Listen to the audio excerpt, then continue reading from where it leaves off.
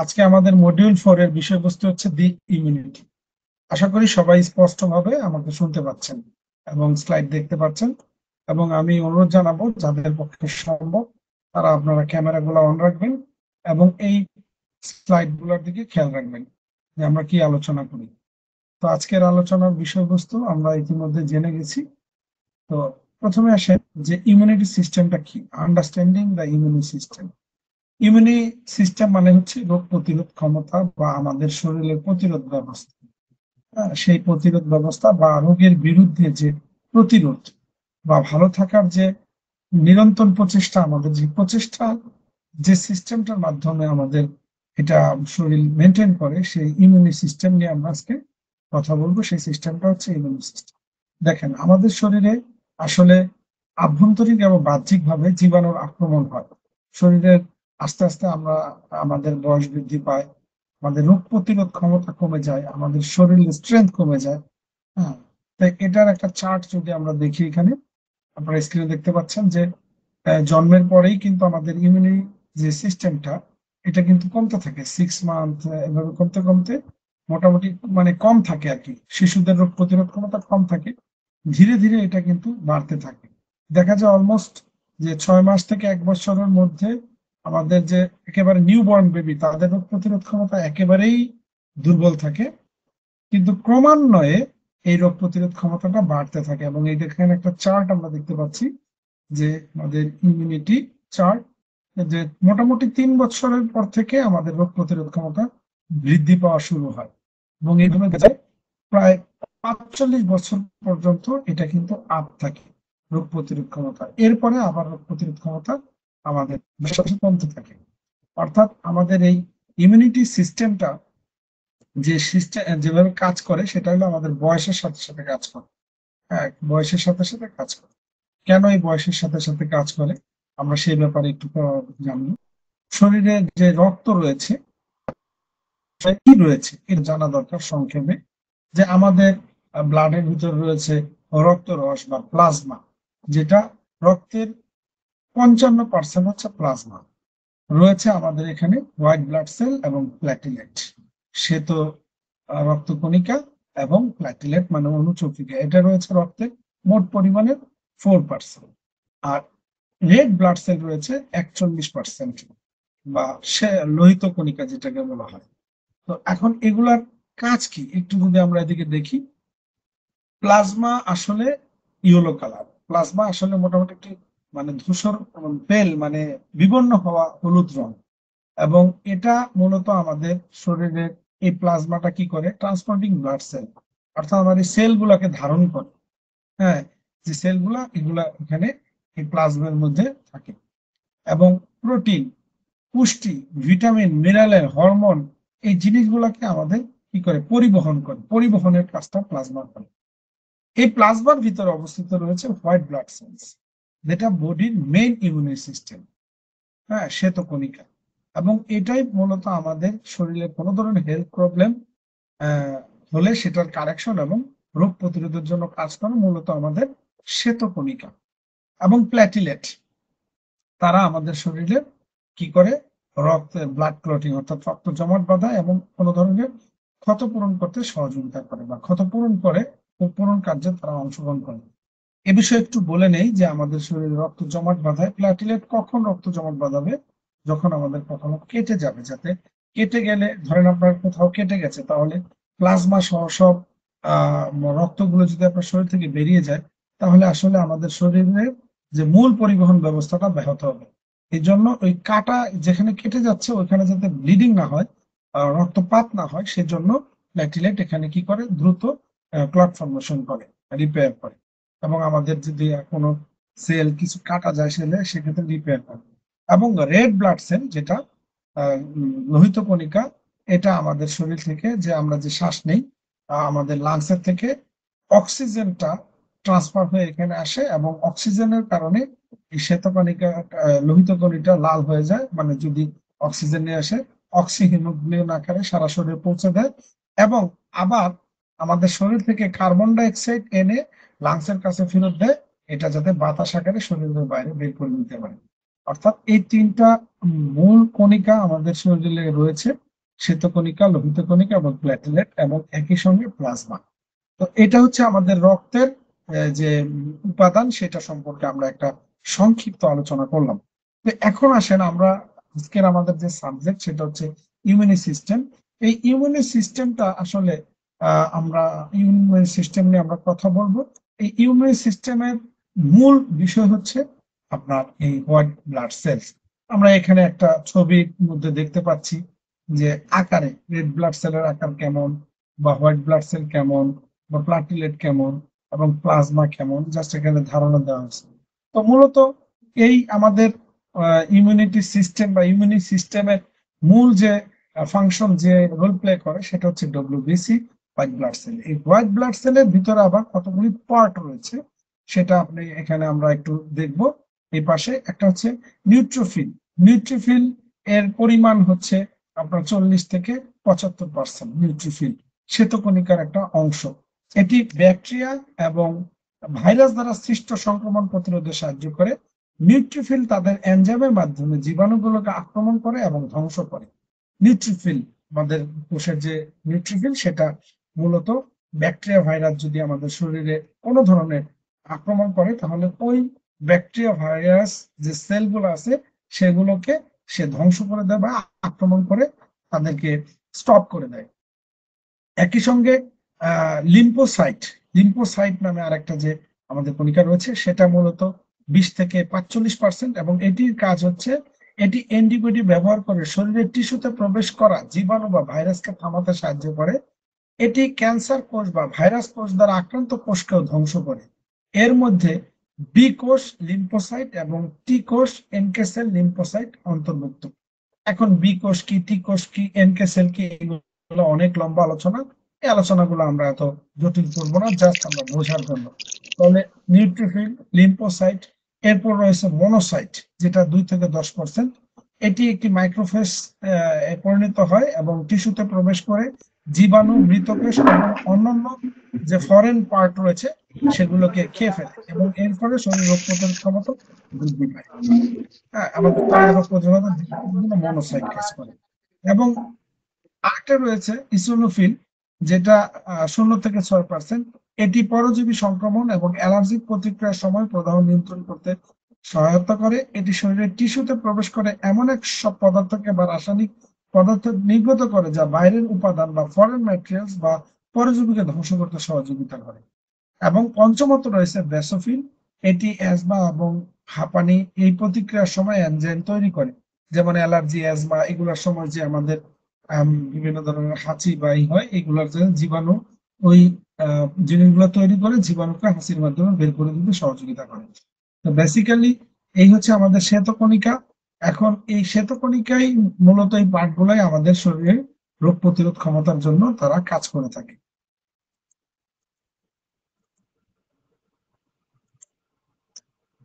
দেন আমরা নেক্সট স্লাইডে চলে যাব।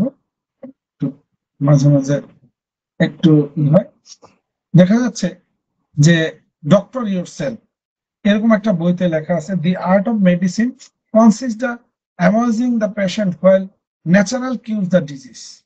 অর্থাৎ প্রকৃতি আমাদেরকে কি করে সবচেয়ে বেশি উপকার করে, যেটা প্রকৃতির মাধ্যমেই আমরা প্রাকৃতিক ভাবে আমরা আমাদের রোগ প্রতিরোধ ক্ষমতা শরীরে তৈরি হয় এবং আমাদের রোগ ভালো হয়। আসলে এটা একটা দারুণ কথা। এগুলো বিস্তারিত আমি পড়েছি যে আসলে কোনো ঔষধ, কোনো সিস্টেম কিছুই আমাদের রোগ ভালো করে না, রোগ শরীর নিজে নিজেই ভালো করে।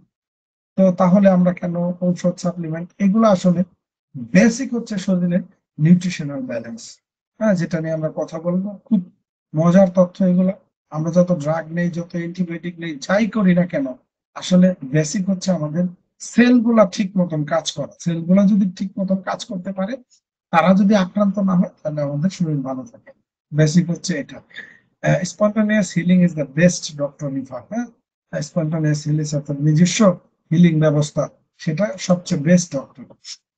আসুন, এই যে আমরা আমাদের কোষের কথা বললাম, এই কোষের মধ্যে আসলে সবচেয়ে বড় শত্রু হচ্ছে ফ্রি রেডিকাল। যে ফ্রি রেডিকাল এবং অক্সিডেটিভ স্ট্রেস, যেটা আমরা অন্যান্য আমাদের এই মডিউলের প্রথম, দ্বিতীয় এবং তৃতীয় মডিউলের গুলোতে আলোচনা করেছি, তারপরে এই আলোচনাগুলো এখন আবার করব।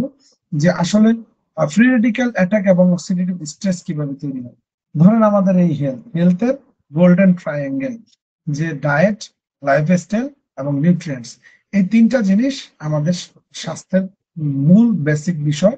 তিনটা পায়া বা তিনটা জিনিস। তো ডায়েট যখন ব্যাড হবে, আপনি অর্থাৎ খাবার, অর্থাৎ আমাদের স্বাস্থ্য তাই আমরা যা খাই, ব্যাড খাবার যদি আমরা খাই অক্সিডেটিভ স্ট্রেস তৈরি হয়, এবং ব্যাড লাইফস্টাইল যদি হয় অক্সিডেটিভ স্ট্রেস তৈরি হয়। এই অক্সিডেটিভ স্ট্রেস, ব্যাড ডায়েট এবং ব্যাড লাইফস্টাইল দুইটার কারণে আমাদের নিউট্রিয়েন্ট ইমব্যালেন্স হয়। আমরা যে পুষ্টি, সেই পুষ্টি ব্যাহত হয়, যার ফলে আমাদের হেলথ ব্যাড হয়ে যায়। এখন তাহলে আমাদের কারেকশন করতে হবে কোথায়? কারেকশন করতে হবে ব্যাড ডায়েট, ব্যাড লাইফস্টাইল এবং অবশ্যই নিউট্রিয়েন্ট ব্যালেন্স। এখন নিউট্রিয়েন্ট ব্যালেন্স কিভাবে করব সেটার বিষয়গুলো আমরা জানবো। হ্যাঁ, দেখেন, formation of free radical. Free radical আসলে বিভিন্ন ভাবে আমাদের বডিতে আসতে পারে। যেমন আল্ট্রাভায়োলেট রে থেকে আসতে পারে, যেটা ডিএনএ ড্যামেজ করে। ইনফ্লামেশন থেকে আসতে পারে, মেটাবলিজম থেকে আসতে পারে, স্মোকিং থেকে আসতে পারে, আয়োনাইজিং রেডিয়েশন থেকে আসতে পারে, এয়ার পলিউশন থেকে আসতে পারে, ফুড পলিউশন থেকে আসতে পারে। অনেক কিছু থেকেই আমাদের বডিতে ফ্রি রেডিক্যাল তৈরি হতে পারে। এখন আসলে ফ্রি রেডিক্যাল গুলা কি? ফ্রি রেডিক্যাল হচ্ছে রিঅ্যাক্টিভ অক্সিজেন স্পেসিয়াস, আরওএস। আরেকটা হচ্ছে রিঅ্যাক্টিভ নাইট্রোজেন স্পেসিয়াস, অর্থাৎ আরএনএস। এই দুইটা জেনারেট হয় আমাদের বডিতে by various endogenous system exposed to different physiochemical conditions or pathological states. A balance between free radical and antioxidant is necessary for the proper physiological functions. If free radicals overwhelm the body's ability to regulate them, a condition known as oxidative stress ensues. Free radicals thus adversely alter lipids, protein, and DNA and triggers a number of human diseases. বলি যে free রেডিক্যালসটা হচ্ছে এরকম একটা জিনিস যে আমাদের বিভিন্ন ভাবে আমাদের শরীরে, আমরা ইতিমধ্যে জানছি যে ফ্রি রেডিক্যাল সে কিভাবে, এবং ফ্রি রেডিক্যাল এবং অ্যান্টিঅক্সিডেন্ট, যদি আমাদের শরীরে ফ্রি রেডিক্যাল এবং অ্যান্টিঅক্সিডেন্টস এর ব্যালেন্স না থাকে, অর্থাৎ অ্যান্টিঅক্সিডেন্ট যদি ফ্রি রেডিক্যালের চেয়ে সংখ্যায় পরিমাণে কম হয়, তাহলে আমরা আসলে আক্রান্ত হয়ে যাই ওই ওই রোগটায় বা ওই জীবাণু দ্বারা। আর যদি আমরা আমাদের অ্যান্টিঅক্সিডেন্ট বেড়ে যায়, তাহলে আমাদের আসলে আমাদের বডি উইন করে, আমরা আসলে ডিজিজটা প্রতিরোধ করে ফেলতে পারি। আমরা যদি একটু ছবির মাধ্যমে দেখি যে ফ্রি রেডিক্যাল এবং অ্যান্টিঅক্সিডেন্ট, সাপোজ এটা একটা ফ্রি রেডিক্যাল। হ্যাঁ, এটা বিভিন্ন কারণে তৈরি হয়েছে। তো এই ফ্রি রেডিক্যালের মনে করেন এখানে এখানে আমরা আয়ন দেখতে পাচ্ছি, আয়ন, নেগেটিভ আয়ন। মনে করেন তিনটা নেগেটিভ আয়ন আছে, কিন্তু তার দরকার চারটা। আরেকটা নেগেটিভ আয়ন তার দরকার, এর জন্য সে খুব উদ্গ্রীব, কারণ চারটা না হলে সে আসলে টিকে থাকবে না। তাহলে তাকে কি করতে হবে? সে সে আসলে কি করে? ফ্রি রেডিক্যালের আসলে কাজটা কি? ইতিপূর্বে আমরা আলোচনা করছি, এর কোনো কাজ নাই। এর কাজ হচ্ছে ডিস্টার্ব করা কোষের বিভিন্ন ফাংশন। ধরেন কোষ দৈনন্দিন যে কাজগুলি করে, এই কাজগুলোতে সে ডিস্টার্ব করবে, এটা হচ্ছে তার আহ তার চরিত্র। তা এখন সে কি করে ডিস্টার্বটা কেন করবে? কারণ তার যে জন্ম, সে যে এসেছে, তার কিন্তু নেগেটিভ আয়ন একটা শর্ট আছে। তাহলে আমাদের নর্মাল যে মলিকুলস রয়েছে, সেখানে কিন্তু এরকম দেখেন চারটা নেগেটিভ আয়ন আছে। সে কি করে? ওই নেগেটিভ আয়নটা ছিনিয়ে নিতে চায়। সে ওই নেগেটিভ আয়নটা ছিনিয়ে নিতে চায়। ছিনিয়ে নিলে কি হয়? তাহলে সে ওই নর্মাল সেলটাকে সে ব্রেক করে ফেললো, নর্মাল সেলের তিনটা হয়ে গেল। আর এদিকে অ্যান্টিঅক্সিডেন্ট সে আবার কি করে? তার দেখেন অনেক অ্যান্টিঅক্সিডেন্ট, মানে অনেক নেগেটিভ আয়ন। ধরেন এখানে যদি অ্যান্টিঅক্সিডেন্টটা দেখি, তার আছে 1 2 3 4 5 6 7 8 9 10 11। তাহলে তার 12 নম্বরটা নাই। সে কি করবে? ওই ফ্রি রেডিক্যালের থেকে একটা নিয়ে আসবে। তখন তার যখন ফ্রি রেডিক্যালের যখন এই নেগেটিভ আয়ন দুইটা হইলো, অলরেডি তার স্ট্রাকচার কিন্তু ভেঙে গেল। ইভেন আরেকটা অ্যান্টিঅক্সিডেন্ট এসে আরেকটা নিয়ে যাবে, আরেকটা অ্যান্টিঅক্সিডেন্ট এসে আরেকটা নিয়ে যাবে। অ্যান্টিঅক্সিডেন্ট গুলা তখন তারা এই তাদের মতন করে এখান থেকে নিয়ে কোষগুলাকে হেল্প করবে, যে নর্মাল সেল যে তুমি যে কাজ করবো ভাই করতে থাকো। কিন্তু ফ্রি রেডিক্যাল তখন ধ্বংস হয়ে গেল। আর যদি অ্যান্টিঅক্সিডেন্ট পর্যাপ্ত না থাকে, তাহলে ফ্রি রেডিক্যাল গুলা কি করে? নর্মাল যে মলিকুল গুলো রয়েছে, সেগুলোর থেকে নেগেটিভ আয়ন টেনে টেনে নিয়ে নিয়ে সে নিজেকে পরিপুষ্ট করে। যেমন আমরা যদি একটা উদাহরণ দিই, ধরেন একটা আপেল এভাবে যদি আমরা কেটে রেখে দিই, আমরা এভাবে বুঝতে পারবো চিত্রটা। একটা আপেল কেটে রেখে দিলাম, এখানে দেখেন, এখানে অক্সিজেন, বাতাসের থেকে অক্সিজেন এসে এই আপেলটাকে এইভাবে দেখা গেছে যে, বা একটা ফেরিক অক্সাইড যে তৈরি হয়, মরিচা যেভাবে পড়ে এইভাবে হবে। মরিচাটা একটু সময় সাপেক্ষ ব্যাপার। তো এখানে যেমন আমরা আপেল রেখে দিলে এইভাবে আপেলটা বিবর্ণ হয়ে যায় বা সৌন্দর্যটা নষ্ট হয়ে যায়। ঠিক নর্মাল সেলস, এইভাবে নর্মাল সেল যখন থাকে, তখন যখন ফ্রি রেডিক্যাল আক্রমণ করে, তখন এই সেলটা যদি আমরা একটু দেখি, এটা একটা সেলের আবরণ, এটার ভিতর রয়েছে নিউক্লিয়াস, এখানে সাইটোপ্লাজম, তারপরে নিউক্লিওলাস, অনেক কিছু এখানে নর্মাল সেলস। তো এই সেলসটার যে আপনার যে সেল মেমব্রেন, এই মেমব্রেনটাই কিন্তু ফ্রি রেডিক্যাল আক্রমণ করতেছে, করে ওই যে ওদের যে আয়নটা নিয়ে যাচ্ছে, ফলে কি হচ্ছে, এখানে প্রথমত সেলের যে আকার, এই আকার পরিবর্তন হচ্ছে। অক্সিডেটিভ স্ট্রেসে আকার পরিবর্তন হয়ে শুধু সেল না, তার ভিতরে যে নিউক্লিয়াস আছে তারও আকার পরিবর্তিত হচ্ছে, এমনকি নিউক্লিওলাসের আকারও পরিণত হচ্ছে। এবং এই সেলের ভিতর যে ডিএনএ আছে, ডিঅক্সিরাইবো নিউক্লিক অ্যাসিড, যেটা আমাদের বংশগতির ধারক, বা আমাদের শরীরের প্যাটার্নটা কি হবে, বা ওই টিস্যুগুলা কি হবে, যেটার ভিতর রাইডেন থাকে, যে এই কোষগুলা এইভাবে একসাথে হয়ে একটা টিস্যু তৈরি করবে, এগুলো মিলে একটা এই অর্গানটা তৈরি করবে। তখন ওই যে যে ফাংশনটা এখানে দেওয়া থাকে, যে গাইডলাইন দেওয়া ছিল, ফ্রি রেডিক্যাল আক্রমণ করার ফলে কি হয়েছে, ওই গাইডলাইনটাকে সে চেঞ্জ করে দিছে।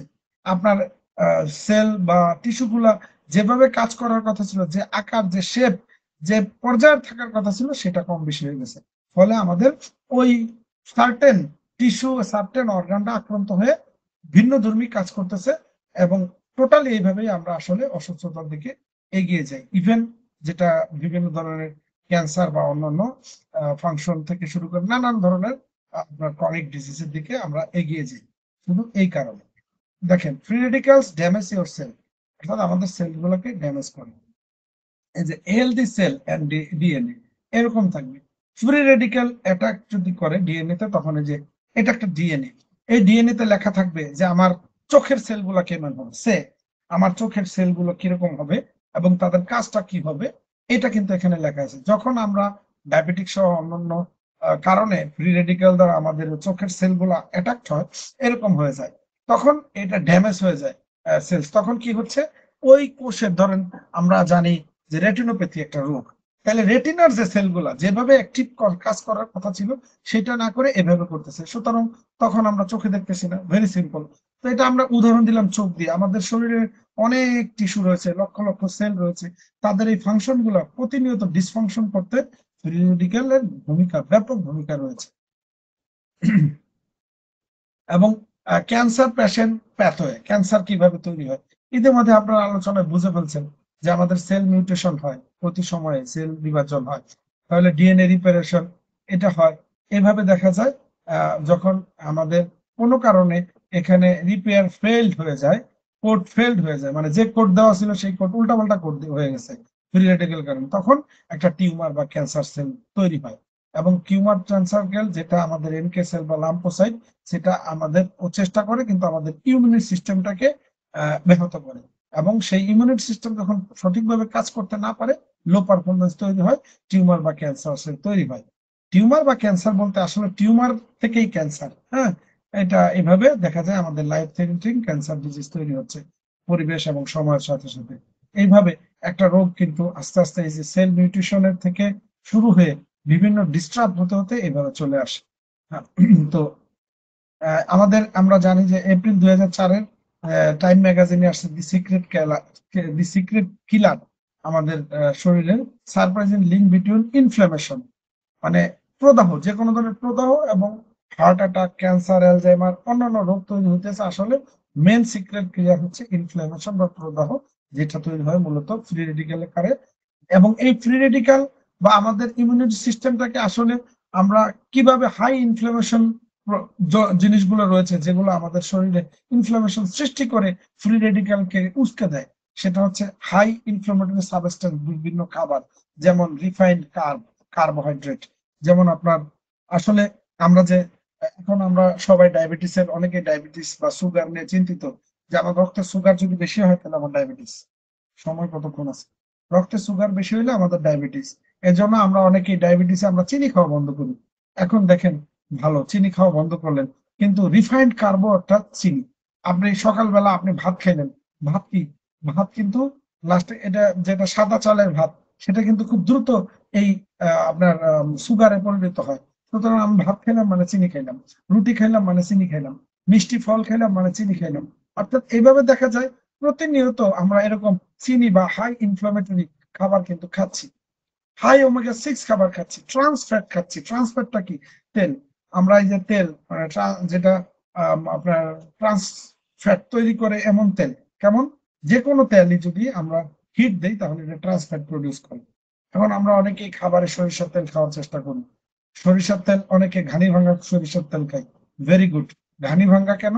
ঘানিতে হিট হয় না, কম হয় হিট। আর যদি আপনি লোহার কলে এটা ভাঙে তাহলে প্রচুর তাপ হয়, তাপের ফলে ওই তেলের যে সেলগুলা বা তেলের যে কোষগুলো রয়েছে সেগুলো আসলে নর্মাল থেকে ট্রান্সফ্যাট তৈরি হয়, যেটা আমাদের শরীরের জন্য আসলে হাই ইনফ্লামেটরি হিসেবে গণ্য হয়। এর জন্য আপনি রান্নায় যখনই যে কোনো তেল দেওয়া হবে, সেটা যে কোনো তেলই হোক না কেন সেটা ট্রান্সফ্যাট হয়। তাই পর্যন্ত গবেষণায় দেখা গেছে নারকেল তেল আর একটা আছে রেড পাম অয়েল, এই দুইটা জিনিস ট্রান্সফ্যাট তৈরি করে না। আর সব তেল, অলিভ অয়েল বলেন, আপনার সরিষার তেল বলেন, সয়াবিন তেল বলেন, ট্রান্সফ্যাট তৈরি হবে। এখন এই ট্রান্সফ্যাটটা যাতে আমরা কম খেতে পারি সেটার ব্যবস্থা করতে হবে। হ্যাঁ, তারপরে আপনার ধরেন অ্যালকোহল, অ্যালকোহল পান হাই ইনফ্লামেটরি, তো সিগারেট খাওয়া, এখন সিগারেট পান করা, এটা কিন্তু আমাদের শরীরের জন্য খুবই মারাত্মক ক্ষতিকর। কেন? কারণ হাই ইনফ্লামেটরি সাবজেক্ট। তারপর বিভিন্ন ধরনের মিট, মাংস, প্রসেস ফুড, রেড মিট, তারপরে ফ্লোয়ার প্রোডাক্ট, যেটা ফ্লোয়ার প্রোডাক্ট মানে সাদা আটা এরকম, এগুলো কিন্তু হাই ইনফ্লামেটরি প্রোডাক্ট। এই সমস্ত খাবার যদি আমরা প্রতিনিয়ত খাই, আমাদের বডিতে হাই ইনফ্লামেশন তৈরি হয়। তো লো ইমিউনিটি এবং অটো ইমিউনিটি বলতে একটা কথা আছে, যে লো ইমিউনিটি এবং অটো ইমিউনিটি। এখন কিন্তু অনেকেই আমরা এটা সম্পর্কে হয়তো বা অবগত, অথবা কেউ কেউ যা বুঝি না অটো ইমিউনিটিটা কি, যে রোগ প্রতিরোধ ক্ষমতা কম থাকলেও যেমন খারাপ, বেশি থাকলেও খারাপ। বেশি থাকলেও অনেক বেশি রোগ প্রতিরোধ ক্ষমতা, সেটাও কিন্তু আমাদের জন্য, যেটা অটো ইমিউনি ডিজিজ বলা হয়, যেগুলো কিন্তু মারাত্মক আকার ধারণ করে। দেখেন যে আমরা আসলে যদি আমাদের immunity, inflation is an ইমিউনি reaction, হ্যাঁ, ইমিউনিটি রিয়েকশন, ইনফ্লেমেশন। লো ইমিউনি থাকলে কি হবে? ইজি টু গেট সিক, সহজে আমি অসুস্থ হব, ক্রনিক ইনফ্লেমেশন তৈরি হবে, organ damage by the foreign attack, মানে বাহ্যিক কোনো জীবাণুর দ্বারা আমাদের অর্গানগুলো অ্যাটাক হবে। ইমিউনিটি কম থাকে। নর্মাল থাকলে খুবই ভালো, সেলফ হিলিং অটোমেটিক ভালো হবে। ইনফ্লামেট উইথ নেসেসারি কন্ট্রোলেবল, যে কোনো প্রদাহ যখন কন্ট্রোল করে, organs are not easily damage by the disease, কোন একটা রোগ হলেই আমাদের অর্গান ড্যামেজ হবে না। হ্যাঁ, যেখানে যাদের ইমিউনিটি নর্মাল, ধরেন আপনার জ্বর হইলো, চিকুনগুনিয়া, ডেঙ্গু, যদি আপনার ইমিউনিটি নর্মাল হয় তাহলে কিন্তু আপনি মারাত্মক আক্রান্ত, মানে আপনার সেলগুলো ড্যামেজ হয়ে আপনি নষ্ট হয়ে যাবেন, এরকম হবে না। কিন্তু কারো কারো দেখবেন এই সমস্ত রোগে খুব খারাপ পরিস্থিতি তৈরি হয়ে যায়, বা পরবর্তীতে তাকে রিকভার করতে হলেও তার অনেক সময় লাগে, বা ব্যথা চলে যায় না, কারণ তার ইমিউনিটি। আবার যাদের হাইপার হয়, ইমিউনিটি বেশি হয়, তাহলে অটো ইমিউনি ডিজিজ হয়, কিছু অটো ইমিউনি মারাত্মক কিছু ডিজিজ আছে, সেগুলো হয়ে যায়। Frequent acute and strong inflammation, হ্যাঁ, ফ্রিকুয়েন্ট মানে ঘন ঘন, একুইট মানে তীব্র, এবং স্ট্রং ইনফ্লামেশন খুব বেশি ইনফ্লামেশন হয়। Organ damage by the auto immune attack, অর্থাৎ অতিরিক্ত। তখন একটা সময় যদি আমরা এভাবে মনে করতে পারি, সহজ বিষয়, যে আমাদের সবকিছুরই একটা ব্যালেন্স থাকতে হবে। ধরেন অনেক বেশি অ্যান্টিঅক্সিডেন্ট হয়ে গেছে, তাহলে কিন্তু তারা ফ্রি রেডিকেল না পেয়ে লাস্টে আপনার সেলকে অ্যাটাক করবে, ভেরি সিম্পল। এর জন্য মানে থাকতে থাকতে থাকতে থাকতে যে আপনার উপকার করতে করতে সে আপনার এলাকায় যেমন পুলিশরা চোরদের বা ডাকাতদের তারা ই করে, কি করে, তাদেরকে দমন করে। এখন এক সময় চোর ডাকাত আর নাই, তখন পাবলিকরাই দমন করা শুরু করে দিচ্ছে। ঘটনাটা এরকম। হ্যাঁ, অটো ইমিউনি। এর জন্য আসলে আমাদেরকে আমাদের লো বা হাইপার থাকা যাবে না, আমাদের ইমিউনিটি সিস্টেমটাকে নর্মালে রাখতে হবে। অর্থাৎ আমার শরীরটাকে এমন পজিশনে রাখতে হবে যাতে এগুলো নর্মাল থাকে। Causes of low immunity. Low immunity হলে কি হয়? প্রাইমারি ইমিউনো ডিফিসিয়েন্সি হয়, সার্টেন ডিজিজ হয়, মেল নিউট্রিশন, অপুষ্টি হয়, নিউট্রিয়েন্ট ইমব্যালেন্স হয়, স্ট্রেস হয়, সার্টেন জেনেটিক ডিসঅর্ডার হয়, মেডিকেশনের প্রবলেম হয়, পলিউশন হয়, এবং ল্যাক অফ ফিজিক্যাল এক্সারসাইজ, তো এই এই মানে অর্থাৎ লো ইমিউনিটি এই সমস্ত কারণে আমাদের তৈরি হয়। অপুষ্টিতে ভুগলে আমাদের লো ইমিউনিটি তৈরি হবে, নিউট্রিয়েন্ট ইমব্যালেন্স হলে লো ইমিউনিটি তৈরি হবে। আমরা যদি দুশ্চিন্তা থেকে আমাদের লো ইমিউনিটি তৈরি হবে। আমরা যদি অতিরিক্ত মাত্রায় মেডিকেশন নেই, পলিউশনের মধ্যে থাকি, ফিজিক্যাল এক্সারসাইজ না করি, তাহলে আমাদের লো ইমিউনিটি তৈরি হবে। আর অটো ইমিউনিটি, এই যে এখানে যে কথাটা আমি অলরেডি বলে দিলাম, auto immunity disease, over 100 different type of auto immunity disorder. যেমন থাইরয়েড, আপনারা এখন প্রায় শুনে থাকেন মানুষের থাইরয়েড প্রবলেম, শোনেন না? হাইপার বা হাইপোথাইরয়েড, এইটা কিন্তু অটো ইমিউনিটি ডিজিজ। তারপরে হাড়ের সমস্যা, মাসেলের সমস্যা, স্কিনের সমস্যা, লাংসের সমস্যা, নার্ভের সমস্যা, জিআই ট্র্যাক্ট, গ্যাস্ট্রোইন্টেস্টাইনাল, ব্লাডের সমস্যা, ব্রেনের সমস্যা অটো ইমিউনিটি ডিজিজের মধ্যে পড়ে। In an autoimmune disease, the immunity system mistake part of our body, like our joint or skin, as foreign. It releases the true premise called auto antibodies that attack healthy cells. যেটা একটু আগে আপনাদেরকে আমি বললাম। Common autoimmune disease, common যে disease গুলো রয়েছে, type 1 diabetes. আমাদের দেশে টাইপ 1 ডায়াবেটিসের মানুষের সংখ্যা খুব কম, যাই হোক টাইপ 2 বেশি, টাইপ 1 টা ব্রেন সেল থেকে হয়। তারপরে এটা অটোইমিউন ডিজিজ, এটা আলহামদুলিল্লাহ আমাদের বা এই ভারতীয় উপমহাদেশটাই যদি চিন্তা করেন, বা এশিয়াতে এটা খুব কম, কিন্তু ইউরোপ আমেরিকায় আছে প্রচুর। রিউমেটেড আর্থাইটিস, তারপরে আপনার মাল্টিপল স্ক্লেরোসিস, তারপরে সিস্টেম লিউপাস ইন্টারভিসিস, সেই SLE, inflammatory bowel disease, grave disease ইত্যাদি নানান রকমের, মানে যে সমস্ত ডিজিজ গুলা কমন না এরকম ডিজিজ হয়। তো যাই হোক, আলহামদুলিল্লাহ আমাদের দেশের মানুষের অটো ইমিউনিটি ডিজিজ কম, আমাদের লো ইমিউনিটি ডিজিজ বেশি। আমাদের লো ইমিউনিটিটা বেশি ঘটে আমাদের বিভিন্ন কারণে। এবার আসেন এইগুলাকে আমরা কিভাবে ঠেকিয়ে দিব। এতক্ষণ যে আলোচনা করলাম, এই আলোচনাটা ছিল সব মিলে ইমিউনি সিস্টেমটাকে ডেভেলপ করা। এখন ইমিউনি সিস্টেমটা ডেভেলপ করার জন্য আমরা ইতিমধ্যে গোল্ডেন ট্রায়াঙ্গলের যে বিষয়টা বুঝতে পারছি, যে আমাদের ব্যাড ডায়েট, ব্যাড হেলথ। তাহলে ব্যাড ডায়েট, ব্যাড হেলথটাকে রিকভার করবো নিউট্রিশন ব্যালেন্সের মাধ্যমে। আমরা তাহলে আমাদের ডায়েটটাকে ঠিক করতে হবে। আমরা যে খাবার খাই, এই খাবারগুলো আমরা একটু চিন্তা ভাবনা করে খাবো। আমরা পাবো আর খাবো এরকম না, আমরা কি খাচ্ছি এটা আমরা নিজেরা চিন্তা করব, যে যার মতন চিন্তা করবো। এবং একই সঙ্গে ওই খাবারের মধ্যে পুষ্টি কতটুকু আসতেছে, দূষিত পদার্থ কতটুকু আসতেছে, এটাও চিন্তা করব। এবং আসলে এটাও চিন্তা করবো যে শরীর থেকে বেরিয়ে যাচ্ছে কিনা ঠিক মতন, হ্যাঁ, যে আমাদের দূষিত পদার্থ শরীরে ঢুকতেছে, শরীর আবার ক্লিন হচ্ছে কিনা, এই জিনিসটা আমরা খেয়াল করব। এবং একই সঙ্গে আমাদের লাইফস্টাইলটা আমরা মডিফিকেশন করব। আমরা কর্মহীন জীবন বা ব্যায়ামহীন জীবন, রক্ত সঞ্চালন ঠিক মতন নাই, এরকম লাইফটা আসলে লিড করলে এগুলা আসলে খুব কঠিন। তো যাই হোক, আমাদের স্বাস্থ্যের নিয়মগুলো মানাও কঠিন।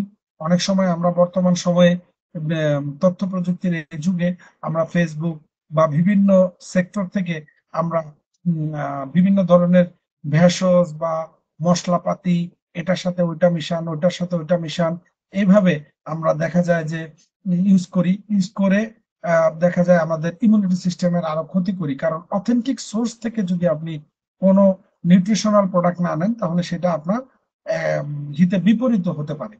তো আসলে তাহলে আমরা যদি আমাদের এই ট্রায়াঙ্গেলটা আবার একটু চিন্তা করি, তাহলে আমাদেরকে এমন কাজ নিতে হবে, বা এমন প্রোডাক্ট বা এমন খাবার বা এমন সাপ্লিমেন্ট গ্রহণ করতে হবে যেগুলো anti tumour, anti inflammation, anti oxidant আমাদের শরীরে নিয়ে আসে, এবং একই সঙ্গে আমাদের শরীরে ডিটক্সিফিকেশন এবং মেটাবলিজমটাকে বাড়ায়। তাহলে ডিটক্সিফিকেশন এবং মেটাবলিজম যেটা বাড়ায়, তাতেই আমাদের ইমিউনিটিটা ইমপ্রুভ হবে, আমাদের স্বাস্থ্য ভালো থাকবে।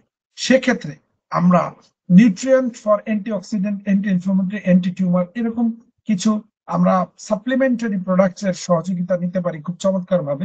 যেমন আপনি এই লেফট সাইডে দেখতে পাচ্ছেন যে এগুলো হচ্ছে উপাদান।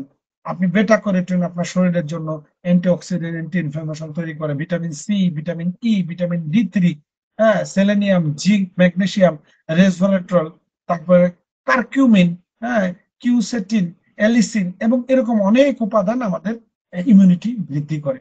তো নর্মালি ধরেন আপনি খাবারের মাধ্যমে এই উপাদানগুলি পেতে পারেন। যেমন আপনি বেটা ক্যারোটিন, আপনি গাজরে প্রচুর বেটা ক্যারোটিন থাকে, আপনি গাজর খাওয়ার অভ্যাস করতে পারেন। আপনি ভিটামিন সি, আপনি এই যে সিজনাল ফ্রুটস, যেমন এখন জাম্বুরা, তারপরে আপনার আমরা, এগুলো আপনি প্রতিদিন খাওয়ার অভ্যাস করতে পারেন। আপনি ভিটামিন D3 বা ভিটামিন D বা D3 এগুলোর জন্য আপনি প্রতিদিন আপনার শরীরে রোদ লাগাতে হবে। এখন আপনি রোদ লাগান না, আপনি ভিটামিন D ওষুধ খেয়ে আসলে কত দূর আগাবেন? বা আপনার শরীরে জিঙ্কের অভাব হলে জিঙ্ক সমৃদ্ধ খাবার, বা এই যে কারকিউমিন, আমরা যে হলুদ খাই, প্রচুর পরিমাণে কারকিউমিন রয়েছে হলুদে। তা এগুলোর মধ্যে আমরা আসতে পারি। তো আসলে এই জিনিসগুলা অ্যারেঞ্জ করে অনেক সাধনা করে এই কোনটার মধ্যে কি আছে, কোন খাবারে কি আছে, এগুলা অনেক সময় আমাদের ব্যস্ত জীবনে এগুলা করে আমরা খেতে পারি না। সেক্ষেত্রে আমাদের কিন্তু টিএনস প্রোডাক্ট হচ্ছে সর্বোচ্চ সলিউশন।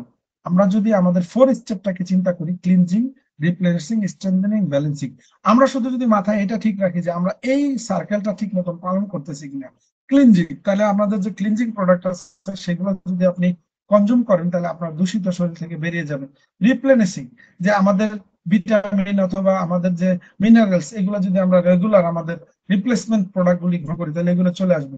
স্ট্রেংথেনিং, যেগুলো আমাদের ইমিউনিটি সিস্টেমটাকে ডেভেলপ করে, হ্যাঁ সেগুলো যেমন আমাদের গ্রেপ এক্সট্রাক্ট, তারপর আমাদের কোম্পানির জিঙ্ক রয়েছে, লিপিড টি রয়েছে, স্পিরুলিনা, কোর্ডিসেপ, চিতোসান, জিননিমা, সেলফ, মানে যে প্রোডাক্ট গুলি আমাদের আছে, যে প্রোডাক্ট গুলো আপনি জানেন চমৎকার ভাবে, যে আপনার স্ট্রেংথেনিং সিরিজের আপনি কিছু প্রোডাক্ট কনজিউম করলেন, এবং ব্যালেন্সিং এর সিরিজে যে আপনি নিয়মিত ব্যায়াম করলেন, এখন আপনার ব্যায়াম করার সময় নাই, এটা নাই ওইটা নাই, আপনি বিসিএমটা ইউজ করেন। অর্থাৎ আপনার লাইফটাকে ইজি এবং মডার্নের ভিতরে আপনার কর্মচঞ্চল থেকে আপনি এখানে টিএনসি প্রোডাক্ট গুলোর মাধ্যমে আপনি সর্বোচ্চ স্বাস্থ্য সেবা নিতে পারেন।